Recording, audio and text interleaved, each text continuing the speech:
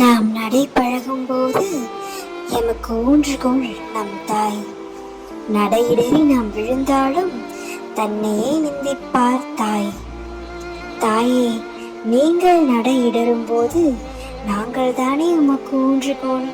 இதற்காக இந்த பட்ட வயதில் ஏன் இந்த பட்டதடி? தாயே, புரிகிறது உங்கள் சிந்தனை. பிள்ளையை சுமந்த நீங்கள் பிள்ளைக்கு சுமையாய் இருக்க விரும்பவில்லை போலும்.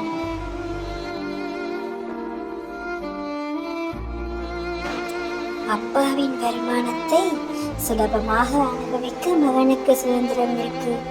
ஆனால் அதே சுதந்திரம் அதே மகன் சம்பாதிக்கும் போது அதே அப்பாவுக்கு கிடைப்பதில்லை. ஒரு தாய் தன் பிள்ளைகளை பெறுவதற்காக அழலாம், பெற்றதற்காக அழக்கூடாது.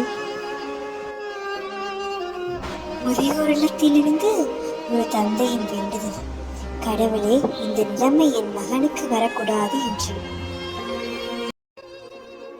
எத்தனை சொந்தங்கள் இருந்தாலும் ஆணுக்கு மனைவிதான், பெண்ணுக்கு கணவன் தான். விழுதுகள் மரத்தை தாங்கலாம், வேர் மட்டுமே அதை வாழ வைக்க முடியும்.